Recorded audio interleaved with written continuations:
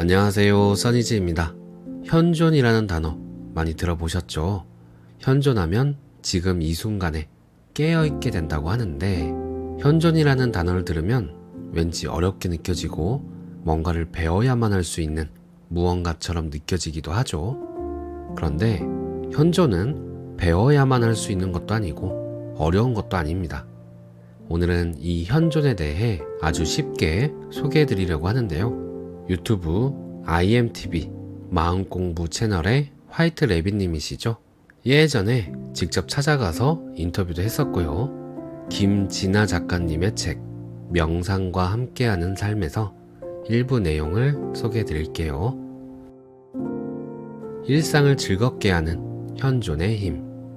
섬에 사는 저는 가끔 육지에 볼 일이 있어서 비행기를 탑니다. 하루는 비행기 앞좌석에 꽂혀있는 책자들을 뒤적이다가 한 여행 작가의 글을 읽게 되었습니다. 그는 방콕에 한 달 계획으로 여행을 갔다가 그곳 사람들과 도시의 분위기가 좋아서 7년째 머무르고 있다고 했습니다. 작가는 가끔 잡지 등에 기고하는 글로 생활비를 충당하고 평소 자신의 통장 잔고는 200만원 남짓하다고 했습니다. 그가 쓴 글은 방콕 사람들의 순수함과 아직 개발되지 않은 곳의 자연적인 아름다움을 표현한 것이었는데, 그중 제 눈길을 끄는 재미있는 내용이 있었습니다. 가난해서 커피를 마음대로 사 먹을 수 없는 작가가 어쩌다 마시는 커피 한 잔의 기쁨을 이야기한 부분이었습니다. 가난할 때의 커피 한 잔은 습관적으로 마시는 커피와는 그것이 주는 기쁨이 비교가 안 된다. 그러면서 자신이 가끔 마실 수 있는 커피를 한 모금 한 모금 온몸으로 느끼며 즐겼다는 내용이었습니다. 그 작가는 커피를 마실 때 그 맛에 온전히 집중함으로써 맛을 느끼는 기쁨을 극대화한 것입니다. 그의 경우는 커피를 마음껏 사 먹을 수 없는 가난이라는 외부적인 조건으로 인해 현존의 상태로 들어감으로써 현존의 기쁨이 극대화된 것이지요. 우리는 습관적으로 하루에도 몇 번씩 커피나 차 등을 마시곤 합니다. 저도 커피를 즐기는 편인데, 일하거나 책을 보면서 습관적으로 커피를 마실 때 그 맛을 잘 모르는 경우가 많습니다. 그것에 특별한 의미를 부여하거나 감동이 없는 것도 사실입니다. 그렇다고 위의 여행 작가처럼 현존의 기쁨을 느끼기 위해서 가난해질 필요는 없습니다. 예쁜 옷이나 좋은 와인을 특별한 날을 위해서 아껴둘 수 있는 적당한 절제와 현존하는 법을 안다면 부자여도 충분히 이러한 기쁨을 누릴 수 있습니다. 순간순간의 현존에 머무르게 되면 내 주위의 환경과 상황에 대해 알아차림이 커지기 시작합니다. 대부분의 시간을 생각 속에서만 살거나 자신의 걱정거리에만 집중하는 사람들은 자신의 주위에 대해 전혀 알아차리지 못합니다. 걸을 때도 차에 치이지 않을 정도의 알아차림만으로 살아가는 것이지요. 예전에 제가 작은 사업체를 운영할 때 알던 한 거래처의 사장님은 사람들과 대화하거나 식사할 때도 자신의 이야기할 때가 아니면 계속 자신의 사업 걱정만 하느라 상대의 이야기를 잘 듣지 않았습니다. 그러면 이야기를 하는 상대도 듣는 이가 내 이야기에 집중하지 않는다는 것을 알게 되어 기분이 상하게 되고 그 사람과 함께 있는 시간을 즐거워하지 않게 됩니다. 그 사장님 자신 또한 항상 걱정과 근심 속에서 살면서 한시도 현존하지 못하기 때문에 삶의 질이 높지 않으리라는 것은 말하지 않아도 짐작할 수 있었습니다. 사실 생각은 삶에서 꼭 필요한 것이기도 하지만 대부분은 쓸데없고 부정적이고 의미 없는 반복적인 것들이기도 합니다.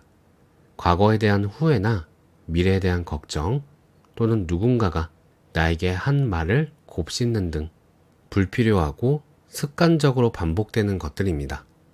우리는 수십 년을 이렇게 살아왔기 때문에 평소에 별일이 없어도 마음이 불안하고 불만족스러운 것입니다. 생각을 놓치면 안 될 것 같고 항상 꼭 붙잡고 있어야 할 것 같다고 느낍니다. 놓아도 괜찮습니다. 그것을 놓아버리고 지금 이 순간 내가 경험하는 것에 내 의식을 온전히 주어도 됩니다. 현존하는 동안 우리는 안전합니다. 현존하지 못하는 마음의 습관을 놓아버리면 현존이 주는 새로운 기쁨을 알게 됩니다. 내 의식이 지금 여기에 머무를 때 나는 참나의 상태로 존재합니다. 나의 본성이 드러납니다. 따라서 나의 본성인 평온함, 고요함, 기쁨, 희열이 생겨납니다. 그래서 우리는 현존할 때 행복을 느끼는 것입니다.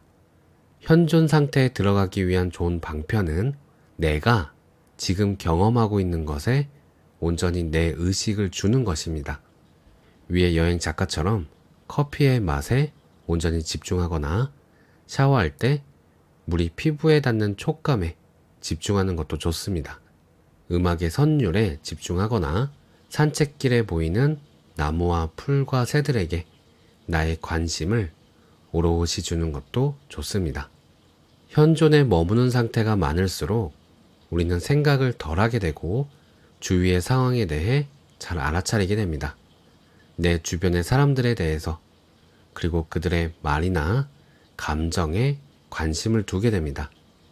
관심은 상대에 대한 이해와 애정의 바탕이 되어 가족과 친구 관계에 좋은 영향을 가져옵니다. 매일 보는 남편이나 아내일지라도 만약 내일부터 영원히 볼 수 없다고 한다면 마음이 어떨까요? 지금 경험하고 있는 것이 다시는 경험할 수 없는 것이라면요. 내 앞에 있는 사람이나 지금 보고 있는 광경이나 먹고 있는 음식을 대할 때 처음처럼 마지막처럼 온전히 나의 관심을 준다면 그것은 나에게 큰 기쁨을 안겨줄 것입니다. 우리는 소박한 삶을 살아가는 여행 작가처럼 커피 한 잔에도 행복을 느낄 수 있습니다. 그것에 감사하는 마음을 가질 수 있습니다. 지금 이 순간만이 내가 경험하는 유일한 삶이고 다시 오지 않을 것이기에 온전히 그것을 즐기는 것은 나의 권리입니다. 하나 더 읽고 마칠게요. 돌을 돌이라고 하면 본질에서 멀어집니다. 도시에 살다가 처음 제주로 내려왔을 때 집 주변에 새소리가 참 많이 들렸습니다. 아침에 새소리에 깨기도 하고 여러 가지 새소리가 너무 신기하고 좋기도 했습니다. 그리고 저 새는 어떤 새일까 궁금했습니다. 산책하면서 새가 나뭇가지에 앉아 있으면 어떻게 생겼는지 조용히 다가가서 보기도 하고요. 어느 날은 새소리를 구별해 알려주는 모바일 앱이 있다고 해서 바로 설치했습니다. 새소리가 들리기만 하면 앱으로 새들의 이름을 알아내기 시작했습니다. 저건 휘파람새, 맷비둘기, 뻐꾸기, 깨꼬리, 꿩 하면서 하나씩 찾아내었습니다. 그 이후에는 새소리가 들리면 저건 맷비둘기야, 저건 휘파람새야 하고 그들을 이름으로 인식하게 되었습니다. 그러다 보니 예전처럼 내가 더 이상 그들에 대해 궁금해하지 않는다는 것을 알게 되었습니다. 이제 그들을 다 안다고 느끼게 되었기 때문이지요. 우리가 사물을 볼 때 책상, 비둘기, 돌멩이라고 이름으로 인식하게 되면 비둘기구나 하고 더는 흥미를 잃고 지나쳐버립니다. 하지만 그 대상의 이름 너머의 존재함 자체를 바라보면 그것의 본질성, 생명력, 그리고 나와의 연결성을 느낄 수 있습니다. 내가 그 존재에 대해 이름으로 인식하지 않을 때 그것들과 진정한 교감과 소통을 할 수 있게 됩니다. 이름이라는 것은 어떤 편견이나 선입관이 될 수도 있습니다. 예를 들어 나무나 강아지라는 대상을 깊이 들여다보면 그것은 더 이상 나무나 강아지가 아닙니다. 강아지를 가만히 들여다보면 그 눈을 가만히 들여다보면 그것은 강아지가 아니라 하나의 생명의 존재로만 느껴집니다. 내가 강아지라는 꼬리표로 그를 인식하지 않고 존재 대 존재로 서로를 느끼게 됩니다. 하나로 연결되어 있다는 어떤 동지애 같은 것을 느끼게 됩니다. 우리가 어떤 사람을 만날 때도 마찬가지입니다. 저 사람은 나보다 나이가 많다, 직급이 높다, 낮다, 여자다, 남자다 이런 타이틀로 보게 되면 그 사람과 진심으로 교감하기가 어렵습니다. 소통하기 힘들어집니다. 특히 연배가 높거나 이해관계가 있는 사람들은 어렵고 불편합니다. 공감도 안 되고 소통도 어렵습니다. 피할 수 있으면 좋겠지만 상황이 그럴 수 없고 그 사람과 계속해서 같이 일해야 한다거나 지속해서 소통해야 한다면 그것 자체가 곤욕이 되기도 합니다. 내가 부여한 타이틀을 떠나서 그를 그냥 존재함 자체로 바라보려고 하면 그의 감정에 더 공감할 수 있고 친근함을 느낄 수 있습니다. 상대의 본질을 느끼려면 먼저 내면이 고요해져야 합니다. 내 머릿속에 저건 새야, 저건 돌멩이야, 저 사람은 상사야 라고 하지 않아야 해요. 일단 내 머릿속에서 그러한 꼬리표들을 지워야 합니다. 그들에 대한 판단의 소리를 끄고 고요함 속에 그 존재를 느껴보세요. 그러면 그들이 가진 이름 너머에 있는 존재를 느끼게 됩니다. 공감의 감정과 사랑의 에너지가 차오름을 느낄 수 있습니다. 남편과 아내, 부모와 자식, 선생님과 제자 등의 타이틀을 통해서 상대를 보지 말고 상대를 그냥 존재하는 하나의 생명으로 한번 느껴보시면 좋겠습니다.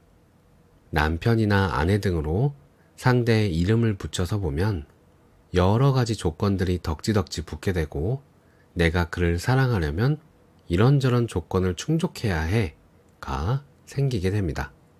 가끔은 그런 것들을 다 떠나서 그냥 존재로서 그 사람을 바라보면 좋겠습니다. 그 사람의 눈을 깊이 들여다보세요.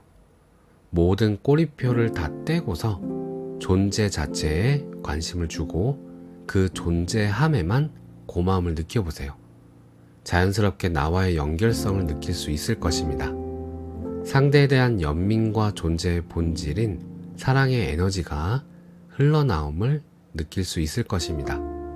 먼저 내 가족, 남편이나 아내, 아이들, 그리고 친구들을 그렇게 바라보는 것부터 시작하면 좋겠습니다. 그들과 마주보고 이야기할 때 상대방 이마에 붙은 꼬리표들을 떼어주고 고요함 속에서 상대의 눈을 바라보면서 다만 그 존재함만을 느껴보세요. 사람이 아니라 나무나 꽃, 돌멩이 같은 자연도 좋습니다. 깊이 들여다보면 그것은 더 이상 돌멩이가 아닙니다. 노자는 도덕경 1장에서 이렇게 설했습니다. 이름이 개념화될 수 있으면 진정한 이름이 아니다. 이름을 붙여 개념화가 되면 진정한 의미와 본질에서 멀어진다는 의미입니다. 존재에 붙은 꼬리표를 떼어내고 있는 그대로 그것 자체로 보고 느낄 수 있으면 좋겠습니다. 오늘 내용은 여기까지입니다. 순간순간, 지금 이 순간에 내가 커피를 먹든 일을 하든 설거지를 하든 내가 지금 하는 일에 나의 관심을 두는 것만으로도 우리는 지금 이 순간을 알아차리고 더 깊은 기쁨과 사랑을 발견할 수 있는 것 같습니다. 거기다 이름표를 떼어내고 있는 그대로 느껴볼 때 분리되어 있던 것들이 하나로 사랑으로 가득 차 있다는 것도 느낄 수 있는 것 같아요. 오늘도 삶에서 마주하는 모든 것들에게 가슴을 열고 감사와 사랑을 발견하겠습니다. 오늘도 평온한 하루 보내세요. 감사합니다.